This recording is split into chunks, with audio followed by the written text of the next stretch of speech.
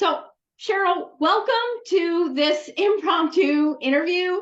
I really wanted to just share with everybody the things that I have learned and some of the great insight and wisdom that you have. Um, you and I met through Women in Cloud. We re-engaged, reconnected as you were building the journey on the Rally platform, similar to mine, but yours is about the fearless female leadership journey. And I realized that there was actually a plan and a process that I could have gone through as I was kind of struggling to figure out if it was time to leave Microsoft. That would have been very helpful to me. So thank you for taking some time with me. Of course. Thanks so much for having me. Excited to be here.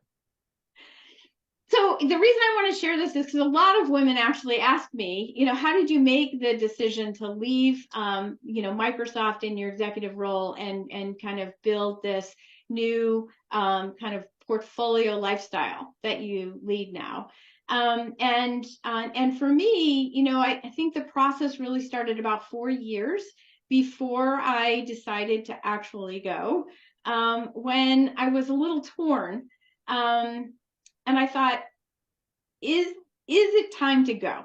Right. Now it's a weird time to be thinking that because I was, promoted into this corporate vice president role, leading a very, very large, influential team that I loved for one of the best companies in the world. But there was a part of my heart that was like, yeah, but so, is that normal? Like, is that the way that these things usually start to happen?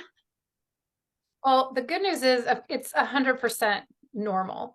And I've heard that with, I'm blessed to work with about 6 to 8 female executives a year. And I've heard that time and time again. So it's 100% normal. The good news is that it's exciting time because universe or whatever you choose to believe in, you're getting a nudge. You're getting a nudge saying, you know what, you've done an amazing, amazing job to this point, and you're needed elsewhere. At least that's my philosophy and what I believe. But I mean, can you share what was, one of the telltale signs, but also what was holding you back? Why did it take 4 years? Well, it took 4 years because of some of the mechanics at Microsoft that kind of were at play around that, around financials and stuff like that. But it also took a few years because I wanted to know what I was going to go do. Right? I couldn't imagine not doing anything. But then I was very, very clear that I did not want to go do anything else full time. And so I had to figure out what that would be. Yeah, and sometimes it's difficult. Human beings by nature are creatures of comfort.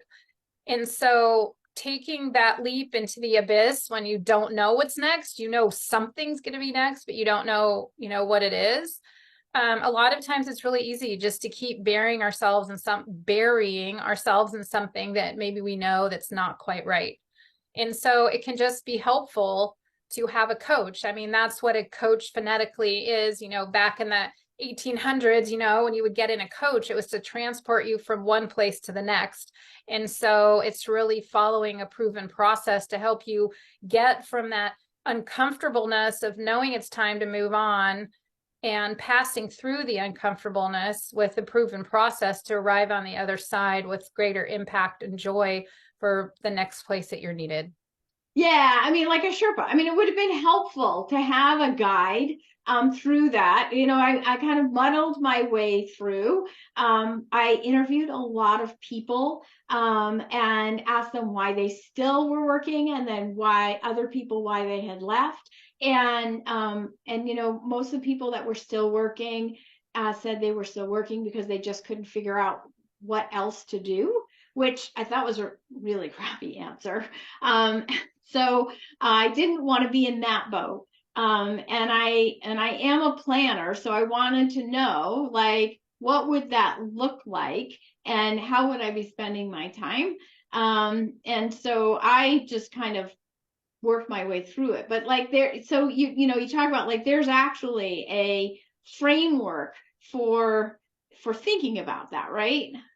Yeah, well, 100%. And that's what, the journey that you were talking about, fearless female leadership. It's just my proven process and framework. It's been digitized so leaders can, help scale their impact with their female leaders and their team. But yeah, it starts with clarity. And there's a process to gain high level aspirational clarity, which is more about envisioning and less about planning. And then also then doing the pre-work and then moving your way down to very granular clarity and getting to a place where you're ready to figure out the plan. And then also building the confidence around what's next and what's new, and building really a Olympic level confidence for your Olympics, because whatever you're doing next, it's no less important, than the Olympics. It happens to be what's most important to you. And then of course the, third part of the framework is just building strategic based influence so you can gain buy-in from others. But there's just a process, a step-by-step way of going through it. And it's just important to have someone, that is confidential.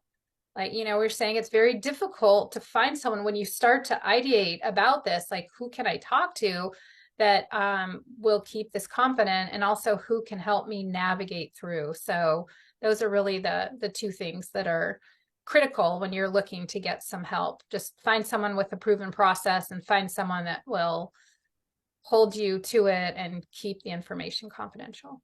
I learned a lot through that journey myself as I was going through it. For anybody who's thinking about what's next, how do you build the next great thing? How do you create impact for yourself?